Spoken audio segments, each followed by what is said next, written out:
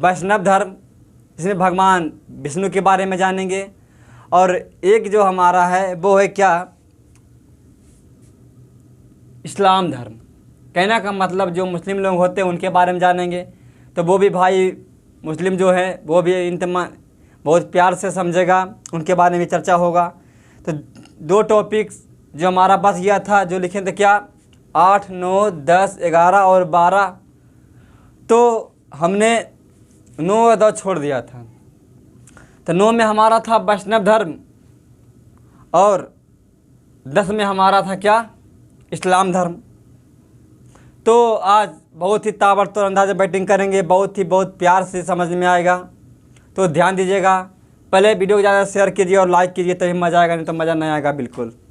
पढ़ाने का मतलब सेशन आपका प्यार है और आपका कमेंट है और आपका लाइक ही हमें मनोबल बढ़ाता है, नहीं तो अन्यथा नहीं बढ़ाता है।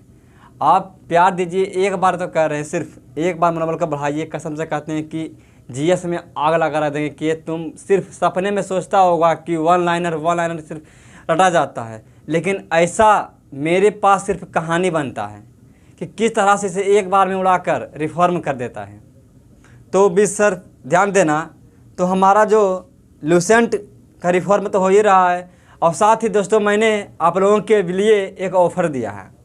वो ऑफ़र क्या है, तो मैं साथ ही साथ क्या करने वाला हूँ, जो हमारा ये बुक है, कौन सा बुक, ये बुक क्या है, लूसेंट का वस्तुनिष्ठ सामान्य ज्ञान का ऑब्जेक्टिव, इसमें जो है मैं वीडियो पर अपलोड इसको भी करता हूँ। ये ध्यान देना, बहुत ही महत्वपूर्ण ऑब्जेक्टिव है। इससे कोई भी एग्ज़ाम हो, बहुत ही महत्वपूर्ण किताब है, ऑब्जेक्टिव पूछा जाता है। इसके साथ ये वाला बुक और हमारा लूसेंट का जो रिफॉर्म हो रहा है बहुत ही प्यार से, तो उसका देखने वाले हैं 2 चैप्टर। तो ध्यान दीजिएगा, मैं इसलिए चैप्टर को ज़्यादा ख़त्म करने वाला हूँ कि जल्दी ख़त्म हो सके और आपको अगले में मन लग सके, इस तरह से। तो ध्यान देना बहुत ही प्यार से।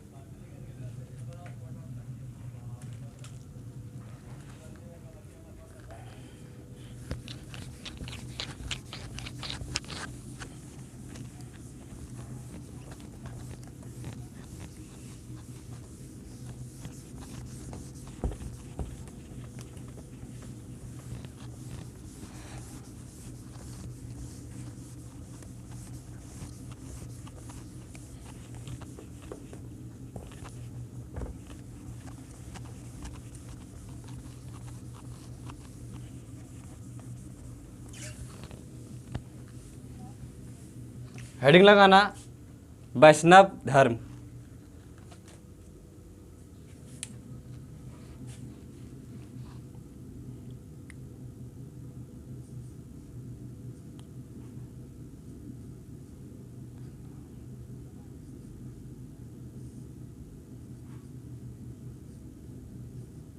क्या ध्यान देंगे, तो बहुत प्यारा टॉपिक से जो हमारा क्या है, वैष्णव धर्म के बारे में बहुत ही प्यार से अध्ययन करेंगे।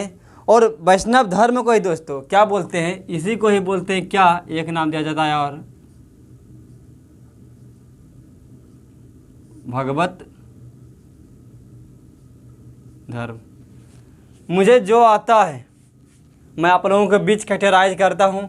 कोई भी ऐसा टॉपिक जो ना होता मैं उसे छुपाता हूँ। क्यों छुपाऊँ, आता है तो मैं आप लोगों के बीच में विस्तृत करना चाहता हूँ। तो वैष्णव धर्म बोलो या तो भगवत धर्म इसे ही कहते हैं। लेकिन वैष्णव धर्म में क्या होता है, तो पूजा होते हैं। क्या होता है, पूजा। और पूजा किनका होता है, वो होता है विष्णु भगवान का।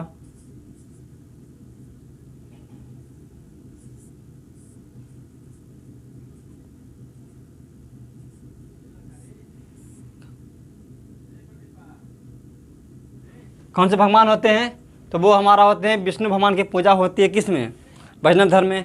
वैष्णव धर्म जो हमारा है, तो वैष्णव धर्म का उल्लेख किस चीज़ में मिलता है, वैष्णव धर्म का उल्लेख क्या चीज़ में मिलता है, मतलब उल्लेख साक्ष्य, मतलब तो उल्लेख जो मिलता है वो हमारा मिलता है बेसनगर अभिलेख में। बेसनगर अभिलेख में किसे मिलता है, बेसनगर अभिलेख में क्या मिलता है? वैष्णव धर्म का उल्लेख मिलता है कि इसमें इस अभिलेख में सबसे प्रथम पता चला था क्या हमें कि जो हमारा वैष्णव धर्म अभिलेख है, इस अभिलेख में वैष्णव धर्म का उल्लेख मिलता था। लेकिन पेपर में आया था ये कि ये बताओ जो हमारा बेसनगर अभिलेख है, बेसनगर जो अभिलेख है ये किनका है? तो वो हमारा एक थे जिनका नाम था हेलियोडोरस। क्या नाम था? बहुत ही प्यारा नाम था, जिनका नाम था हेलियोडोरस।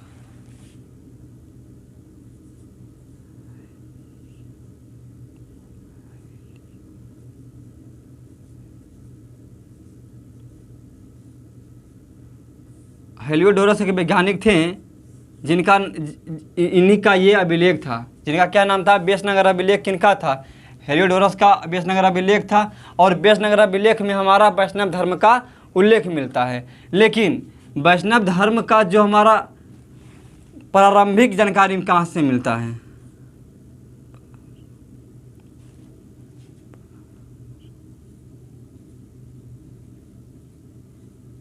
प्रारंभिक जानकारी क्या? प्रारंभिक जानकारी। तो वैष्णव धर्म का प्रारंभिक जानकारी मिलता है किससे? तो वो मिलता है उपनिषद से।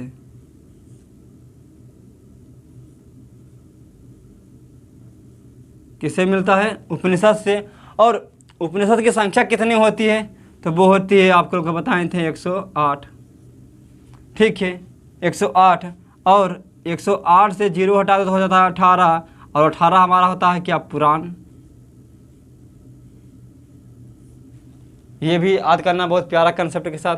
लेकिन उपनिषद का अर्थ क्या होता है? इसका अर्थ होता है उप माने क्या होता है? निकट। उप माने क्या होता है? निकट। और निषद माने होता है क्या? ज्ञान की प्राप्ति। ज्ञान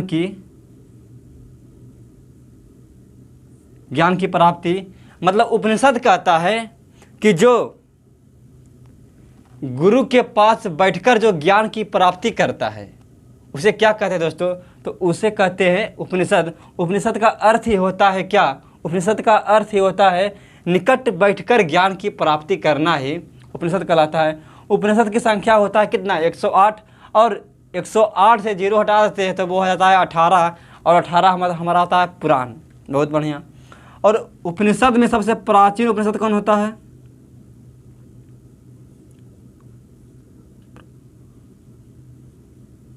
प्राचीन उपनिषद कौन होता है?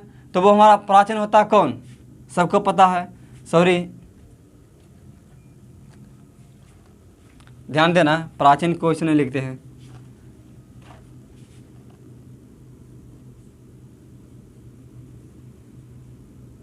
प्राचीन उपनिषद कौन था? तो वो छंदोग उपनिषद।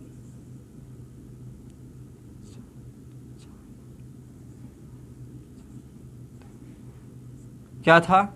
छंदोग उपनिषद।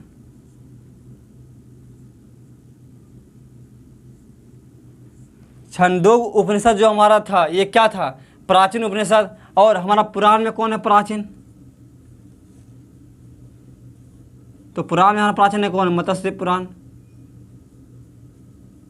मत्स्य पुराण, ये भी याद कर लो। बहुत प्यारा के साथ एक एक पॉइंट को, एक एक कदम क्वेश्चन के आपको रिलेटेड करेंगे, कोई भी दिक्कत ना हो। बहुत बढ़िया, ज़बरदस्त। जो हमारा छंदोग उपनिषद था, याद ध्यान देना, जो हमारा छंदोग उपनिषद है, इस उपनिषद में किनका उल्लेख मिलता है? तो ये भी याद कर लो।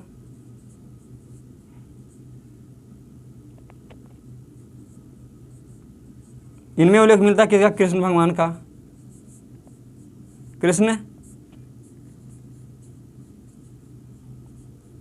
कृष्ण भगवान का उल्लेख मिलता है हमारा छंदोग उपनिषद में। जो सबसे छोटा उपनिषद बोलो या तो प्राचीन उपनिषद बोलो, कौन है? छंदोग उपनिषद। कृष्ण कहाँ के थे? ये थे कहाँ का मतलब? तो ये थे हमारा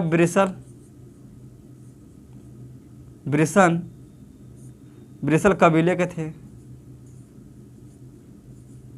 कहाँ के थे?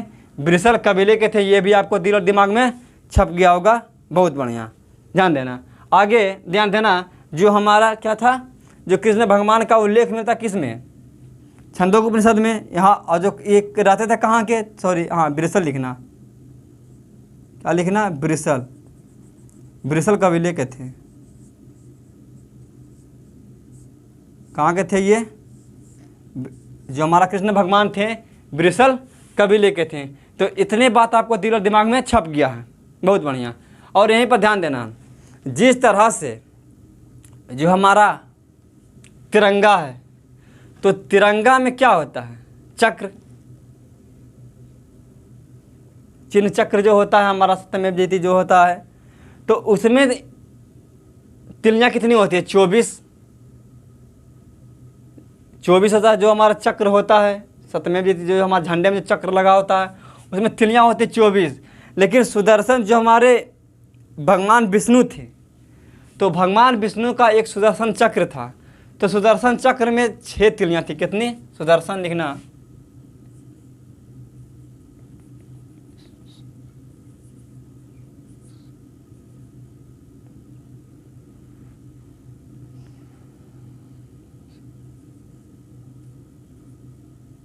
सुदर्शन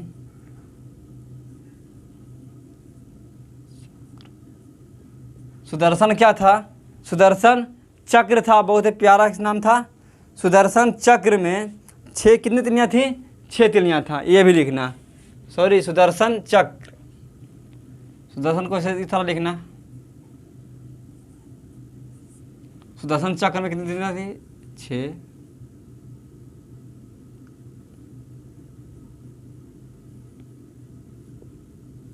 क्या था, 6 तिलियाँ था, बहुत ही प्यारा, ये याद कर लो, बहुत ही प्यारा कंसेप्ट के साथ। कितनी तिलियाँ थी, 6 तिलियाँ थी, बहुत बढ़िया। लेकिन दोस्तों मैं आपको और बताइए क्या पता तो जानेगा सीख मेरे बच्चा, बहुत ही प्यारा से क्वेश्चन कई बार पूछता है। क्या पूछता है वो समझना, जो हमारे जिस तरह से भगवान शिव की 18 अवतार थे, तो 18 अवतार में एक अवतार था कौन, लकुलिश, जो जिसमें संप्रदाय था, 4 संप्रदाय था कि नहीं, पाशुपत जो जिसके संस्थापक थे, लकुलिश, पाशुपत संप्रदाय, कालामुख संप्रदाय, कपालिक संप्रदाय और लिंगायत संप्रदाय, लिंगायत। तो इसी प्रकार से दोस्तों तुम ध्यान देना, जो हमारे भगवान कौन, विष्णु हैं, तो भगवान विष्णु के कितने अवतार थे, 10 अवतार। कितने अवतार थे, 10 अवतार, ये भी लिख लो, 10 अवतार थे। और 10 अवतारों का उल्लेख क्या में मिलता है, तो ये मिलता है हमारा मत्स्य पुराण में,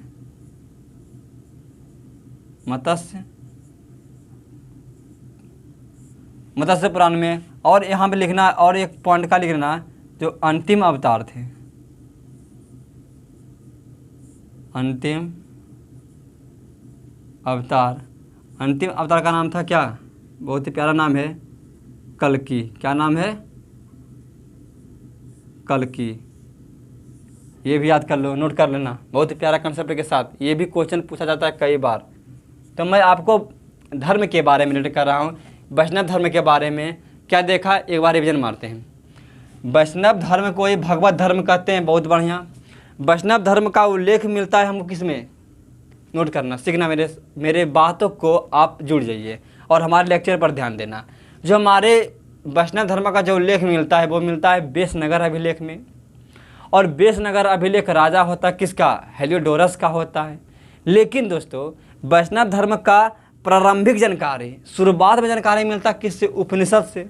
और उपनिषद का अर्थ होता है गुरु के पास बैठकर जो ज्ञान प्राप्त करते हैं वो कहता है उपनिषद। मतलब उप माने निकट, निषद माने ज्ञान की प्राप्ति, मतलब निकट बैठकर ज्ञान की प्राप्ति करना ही उपनिषद कहलाता है। और उपनिषद की संख्या होती है 108, और 108 से 0 को जब हम हटा देते हैं तो बचता है 18। 18 कहलाता है हमारा पुराण। तो सबसे प्राचीन पुराण हमारा हो जाता है कौन, मत्स्य पुराण। सबसे प्राचीन हमारा जो है उपनिषद छांदोग्य उपनिषद। इतनी बात आपको दिल और दिमाग में बस रहा है, बहुत बढ़िया, ज़बरदस्त, वेरी गुड। और दोस्त मेरा क्या तुम क्या समझेगा दोस्तों, तो समझ, जो हमारा छांदोग्य उपनिषद था, तो छंदोग उपनिषद में उल्लेख मिलता है किसका? भगवान कृष्ण का। और भगवान कृष्ण कहाँ के निवासी थे दोस्तों? तो वो थे वृषल कबीले के। इतनी बात तुमको दिल और दिमाग में समझ गया, बहुत बढ़िया, ज़बरदस्त। आगे ध्यान देना, जिस तरह से हमारा जो तिरंगा होता है, झंडा होता है, तो उसमें एक चक्र होता है, उस चक्र में तिली होती है, तो तिली की संख्या होती है 24। ज़बरदस्त। लेकिन सुदर्शन जब भगवान विष्णु होते हैं तो भगवान विष्णु के एक चक्र होता है, तो भगवान विष्णु के चक्र में जो तिलियाँ होती है वे 6 होती है। और भगवान विष्णु के 10 अवतार होते हैं, और 10 अवतारों का उल्लेख मिलता है हमको मत्स्य पुराण में। बहुत बढ़िया, समझ रहा है, वेरी गुड। और जो हमारे विष्णु भगवान के जो हमारे अंतिम अवतार होते हैं, जिनका नाम होता है कल्कि। इतनी बात हमको दोस्त मेरे दिल और दिमाग में छप गया, तो इसका स्क्रीनशॉट लो और मैं आगे बढ़ता हूँ।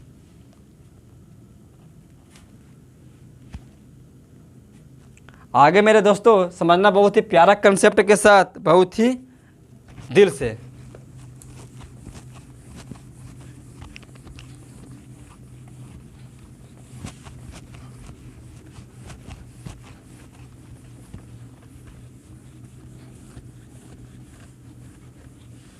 समझना बहुत प्यारा से।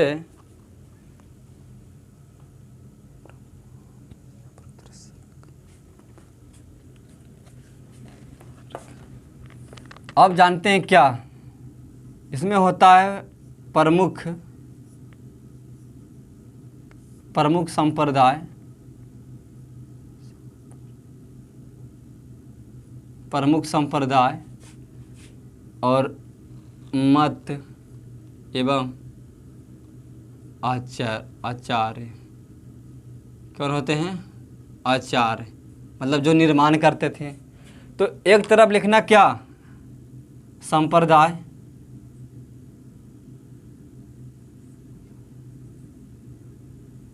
एक तरफ लिखना संप्रदाय, और एक तरफ लिखना दोस्तों मेरा क्या? मत। कौन सा मत होता है? और एक तरफ लिखना क्या दोस्तों? आचार्य, जो किसने इनका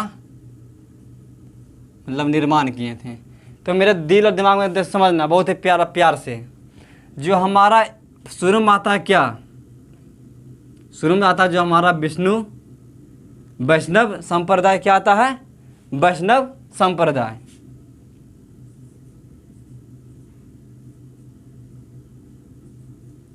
वैष्णव संप्रदाय,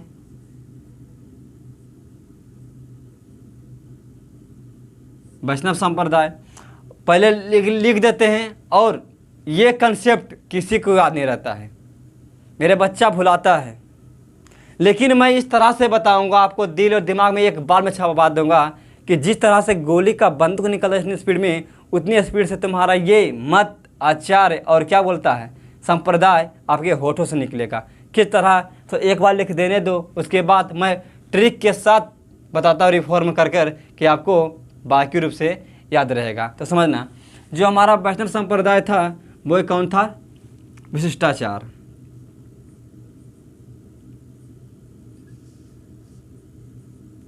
विशिष्टाद्वैत, विशिष्टाद्वैत। और इधर था जो हमारा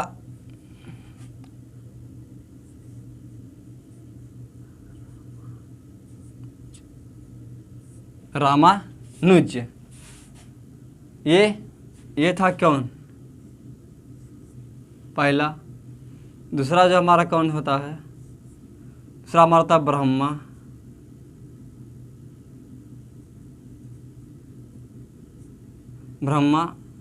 ब्रह्मा संप्रदाय।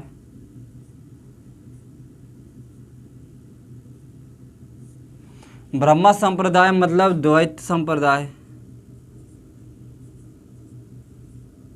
द्वैत। और इधर जो होते हैं ब्रह्मा मतलब आनंद,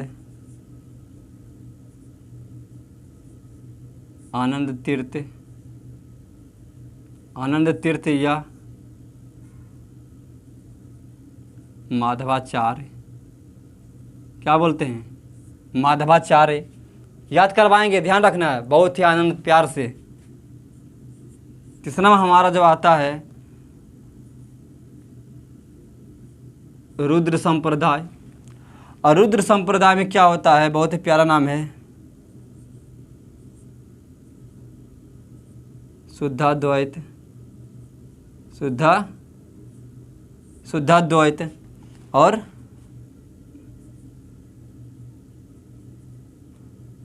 वल्लभी, वल्लभी चार और एक का नाम होता है विष्णुचार्य। विष्णुचार्य ये क्या करता है, ये जो निर्माण करते थे इनका। और ध्यान देना, एक जो हमारा चौथा में होता है बहुत प्यारा नाम है क्या,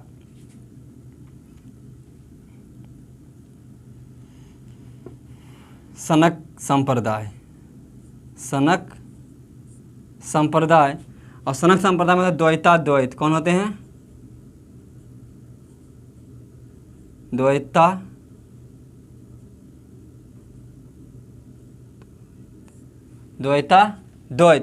और द्वैताद्वैत जो होते हैं वो होते हैं, बहुत प्यारा नाम होता है। द्वैताद्वैत जो होते हैं वो कौन होते हैं, तो वो होते हैं निम्बालकर, याद रखना।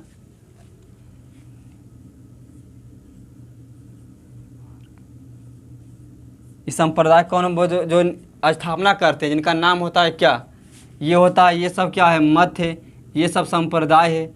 और ये क्या है, जो आचार्य जिनका जो संस्थापना किए थे। अब याद कैसे करें, मेन तत्व याद करना, ध्यान देना।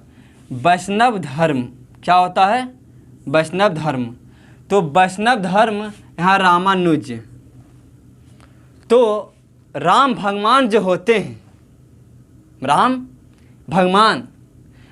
भगवान विशिष्ट रूप से, विशिष्टाद्वैत, विशिष्ट रूप से वैष्णव धर्म को मानते हैं। राम भगवान विशिष्ट रूप से वैष्णव धर्म को मानते हैं, मतलब वैष्णव संप्रदाय विशिष्टाद्वैत रामानुज। याद हो गया किस तरह से, राम भगवान विशिष्ट रूप से किसको मानते हैं, वैष्णव धर्म को, मतलब विष्णु भगवान को। विष्णु भगवान किस धर्म में आते हैं, वैष्णव धर्म में, वैष्णव संप्रदाय में। तो जो राम भगवान है, उसके बाद दूसरा में ब्रह्मा। तो ब्रह्मा जो होते हैं वो क्या होते हैं, जब ब्रह्मा और आनंद मिल जाता है तो द्वैत जुड़ जाता है। तो ब्रह्मा संप्रदाय और आनंद तीर्थ बोलो या तो माधवा। तो ब्रह्मा भगवान रहते क्या, आनंद है, भी आनंद है, और आनंद है तो माधव है, मधवा है, मतलब माधव ही माधव। तो मध्वाचार्य और आनंद तीर्थ द्वैत, और हमारा रुद्र है और शुद्धाद्वैत, और हमारा वल्लभ।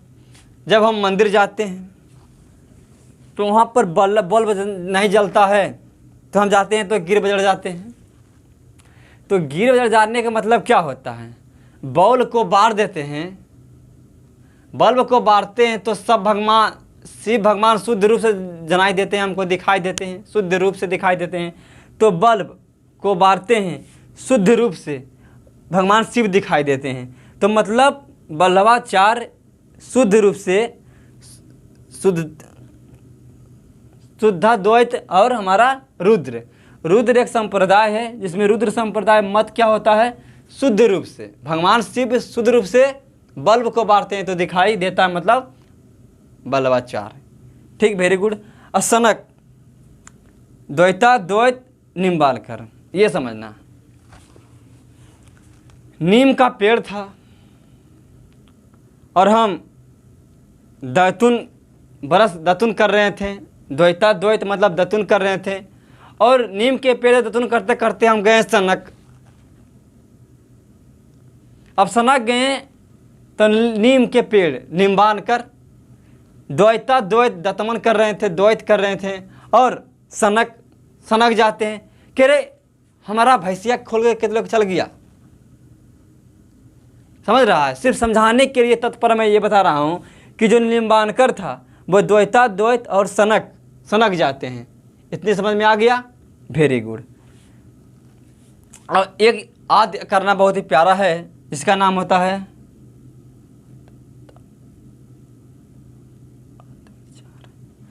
सनक। कई बार क्वेश्चन ये सब पूछता है, तो आपको नोट स्क्रीनशॉट लेना और आगे बढ़ते हैं।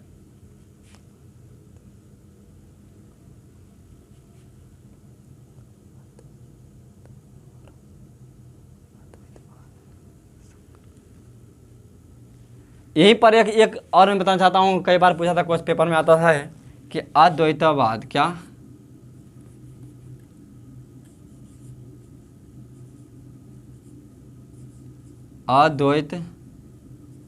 अद्वैतवाद एक क्या है?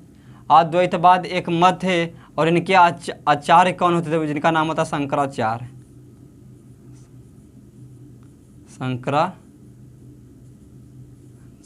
ये भी नोट कर लेना, बहुत प्यारा कंसेप्ट के साथ। लो स्क्रीनशॉट और आगे बढ़ते हैं ज़बरदस्त तरीके से। वेरी गुड, बहुत बढ़िया, बिल्कुल।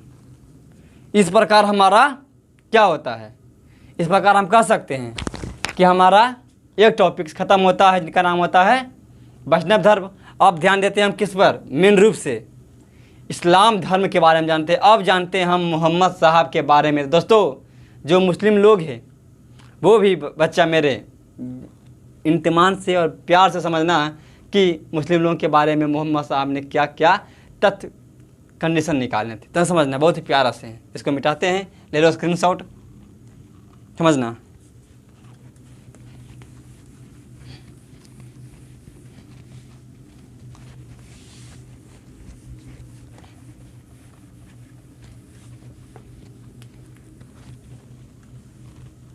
ध्यान देना दोस्तों,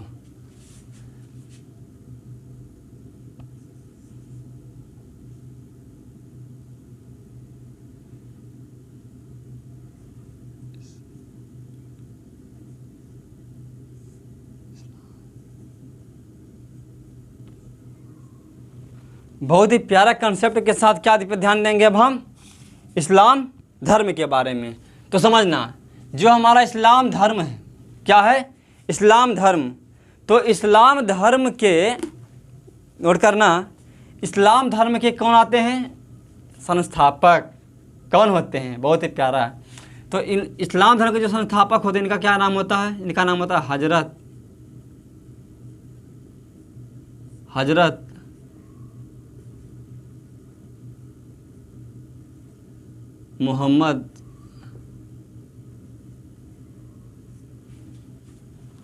मोहम्मद साहब। कौन होते हैं? ये होते हैं संस्थापक।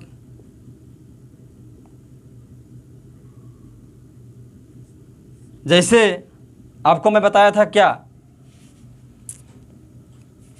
कि जिस प्रकार ईसाई धर्म के संस्थापक ईसा मसीह, बौद्ध धर्म के संस्थापक गौतम बुद्ध, उसी प्रकार से दोस्तों इस्लाम धर्म के संस्थापक होते हज़रत मोहम्मद साहब।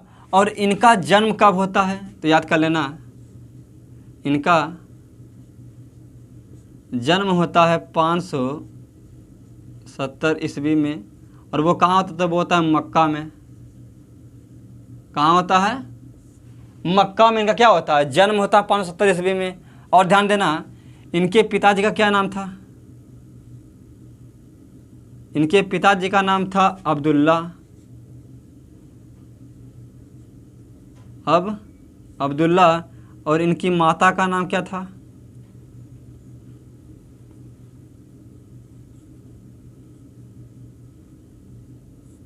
इनके माता का नाम था क्या? अमीना। इनके माता का नाम था अमीना। और इनकी बेगम, मुस्लिम में चलता है क्या? बेगम। पत्नी नहीं चलेगा, बेगम। इनके बेगम का नाम, इनके बेगम का क्या नाम था? खदीजा। खदीजा एक विधवा थी। विधवा से क्या था? शादी किए थे, ये याद करना। खदीजा। और इनकी एक क्या थी? पुत्री थी। तो पुत्री का नाम था फ़ातिमा। क्या नाम था? फ़ातिमा। और फ़ातिमा के जो मोहम्मद साहब होते हैं वो विवाह कर देते हैं। इनकी क्या कर देते हैं? विवाह कर देते हैं। तो विवाह कर देते हैं किससे? तो वो कर देते हैं अली से, अली साहब से। अली साहब। तो अली साहब मोहम्मद साहब क्या बन जाता है? ये बन जाता है दामाद।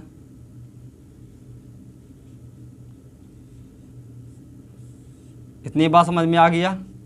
Very good. जो हमारे अली साहब मोहम्मद साहब ये कौन होते हैं? दामाद होते हैं। और फ़ातिमा की पति होते हैं। बहुत बढ़िया, ज़बरदस्त। तो इतने बारे में इनके बारे में आप लोग को बहुत दिल और दिमाग से बता दिया है, इतना समझना। और मोहम्मद साहब के जीवन चरित्र के बारे में, क्या जीवन, जब जीवन चरित्र के बारे में लिखते हैं जिसका नाम होता है इबन इसका, क्या नाम होता है, बहुत ही प्यारा नाम होता है जिसका नाम होता है इबन इसाक।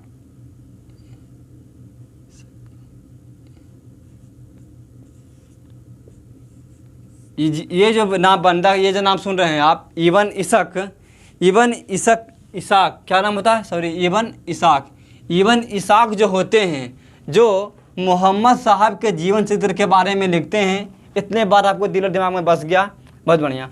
और जिस प्रकार से क्या बताया था मैंने कि ईसाई धर्म का एक प्रमुख ग्रंथ था जिसका नाम था क्या, बाइबिल, उसी प्रकार से इस्लाम धर्म का एक प्रमुख ग्रंथ होता है, प्रमुख ग्रंथ, जिनका नाम होता है क्या, कुरान। और कुरान की जो भाषा होती है, क्या होती है, कुरान की जो होती है भाषा, वो होती है अरबी। और इनकी जो लिपि होती है, क्या होती है, लिपि, वो क्या होती है, तो वो होती है फारसी। लिपि होती है फारसी और भाषा होती है दोस्तों अरबी। इतने बात आपको दिल और दिमाग में बस गया, ज़बरदस्त। तो ध्यान देना मेरे बच्चे, क्या तुम ध्यान देगा, याद करना कि जो हमारे लिपि क्या है, फारसी, कुरान की लिपि को इस प्रकार से लिख लेना, सॉरी,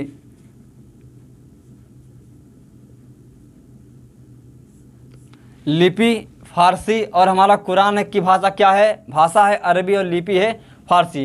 पेपर में एक बार नहीं 1000 बार पूछा है, पेपर में कई बार नहीं, एक बार नहीं 1000 बार पूछा कि ये बताओ कि जो हमारा कुरान है तो कुरान की लिपि क्या है, तो मेरा बच्चा बताया कुरान की लिपि है फारसी और भाषा है दोस्तों अरबी। इतनी बात तुमको दिल दिमाग में बस गया, तो इसका नोट करना और आगे बढ़ते हैं समझते हुए।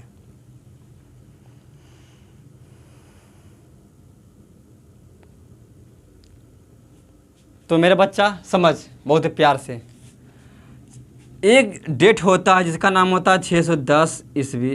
क्या नाम होता है, 610 में ईस्वी। तो 610 ईस्वी में क्या हुआ दोस्तों, समझना, मोहम्मद साहब को इनको ज्ञान की प्राप्ति हुई थी। वो कहाँ हुई थी, तो वो हुआ था हीरा नामक गुफा में।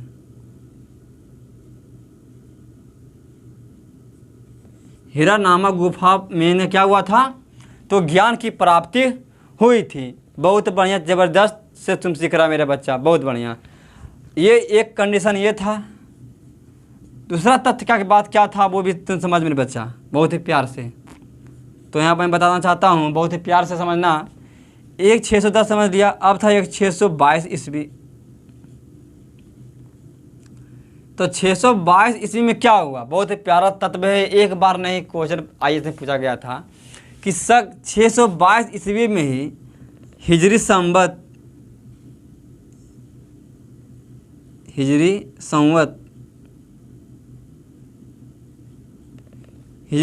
का आविष्कार किया था किसने, मुस्लिम धर्म ने, मुस्लिम लोगों ने क्या किया था, हिजरी संवत का स्टार्ट किया था 622 ईस्वी में। लेकिन समझना, जब मोहम्मद साहब मक्का से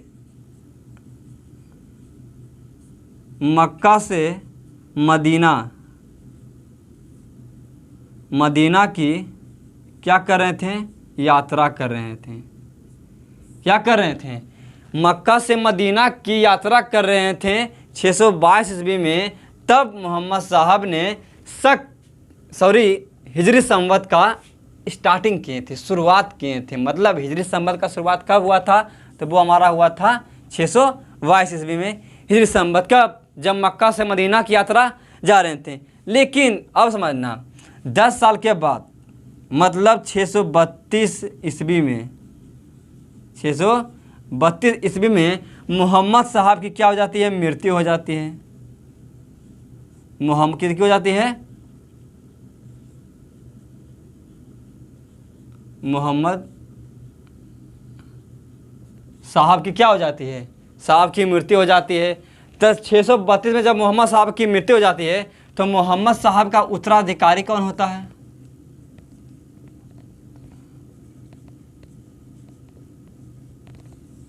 उत्तराधिकारी कौन होता है? तो मोहम्मद साहब का उत्तराधिकारी कौन होता है? उनका उनका कौन होते हैं? दामाद, जिनका नाम क्या होता है? अली।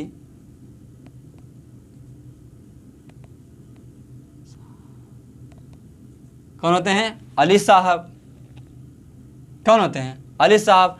और उत्तराधिकारी जब अली साहब होते हैं तो अली साहब की मृत्यु हो जाती है और अली साहब का एक होता है पुत्र। क्या होता है? क्या होता है? पुत्र।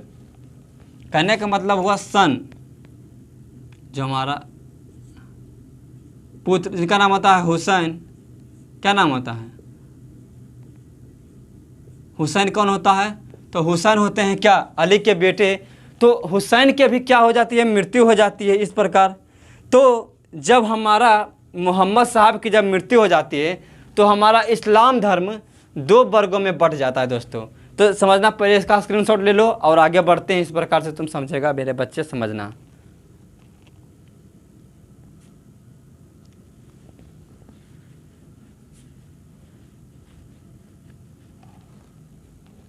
समझ, तो क्या समझेगा मैं समझाना चाहता हूँ, समझ तो मेरे दोस्त बहुत प्यार से।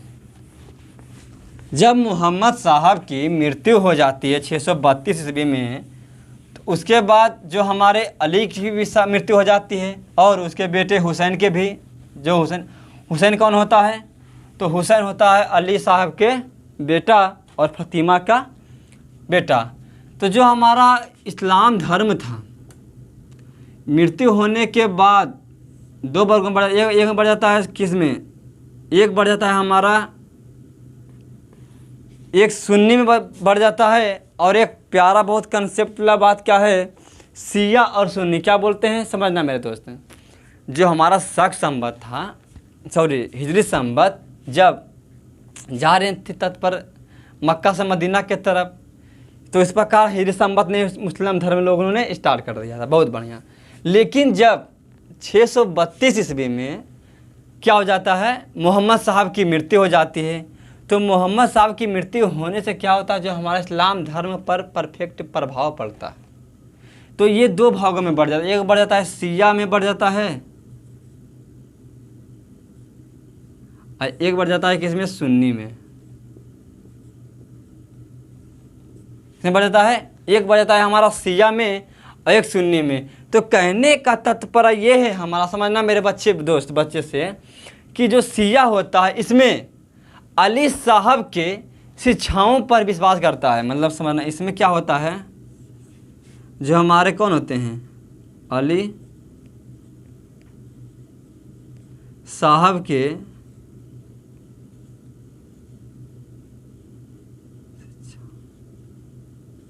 शिक्षाओं पर जो विश्वास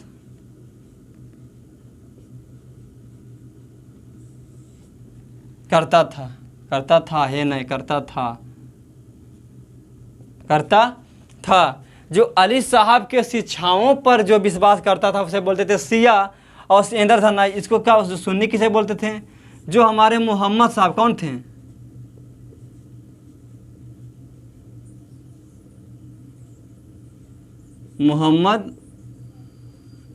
मोहम्मद साहब के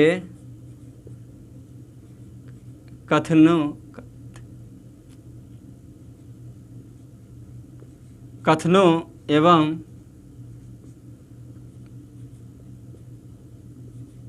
कार्यों पर जो विश्वास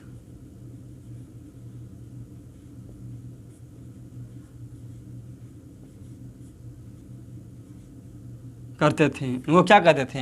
जो मोहम्मद साहब के कथनों एवं कार्यों पर विश्वास करते थे उसके बोलते थे सुन्नी, और जो अली साहब के शिक्षाओं पर विश्वास करते थे उसे बोलते थे शिया। ये भी आपको कंसेप्ट अच्छी तरह से समझ में आ गया, बहुत बढ़िया। उसके बाद मेरे बच्चा क्या समझेगा, समझना, जो मोहम्मद साहब का उत्तराधिकारी था, कौन, अली साहब, तो मोहम्मद साहब के उत्तराधिकारी को क्या बोलते थे, खलीफा बोलते थे। क्या बोलते थे, खलीफा। और खलीफा का गठन कितने वर्षों तक चला, तो वो चला था, इनका जो पद था खलीफा का क्या था, पद था, तो वो चला था कितना, 1924 ईस्वी तक। 1924 ईस्वी तक इनका पद चला था, किनका, खलीफा का। जो मोहम्मद साहब का कौन था, उत्तराधिकारी था, तो मोहम्मद साहब के उत्तराधिकारी को कहते थे खलीफा, ये समझना।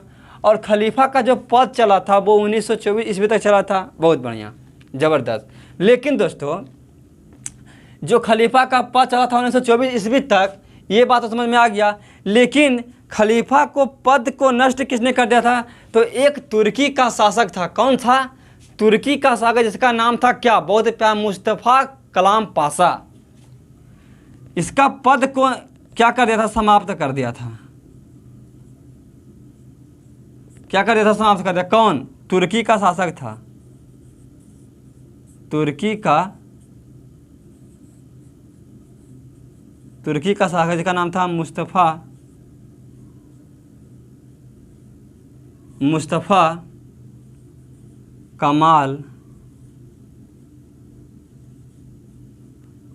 कमाल पाशा ने क्या किया था, ये जो पद था खलीफा का, इसको समाप्त कर दिया। इस प्रकार मोहम्मद साहब का विनाश हो गया था।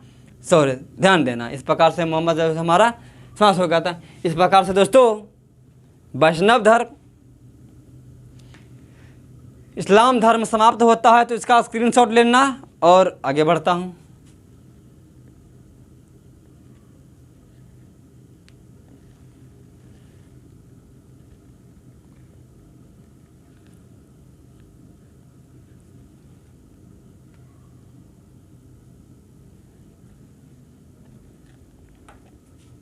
तो मेरे दोस्त क्या होगा, हमारा वैष्णव धर्म और शैव धर्म, जो भी धर्म था, इस प्रकार सभी धर्म समाप्त होते हैं।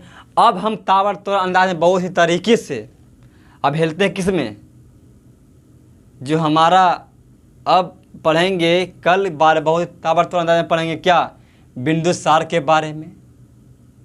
बिंदुसार के बारे में जानेंगे, अजातशत्रु के बारे में जानेंगे, उदयन के बारे में जानेंगे। मतलब हर एक वंश चलता है, अब वंशों के बारे में अध्ययन करेंगे। तो इस प्रकार से हमारा धर्म समाप्त होता है।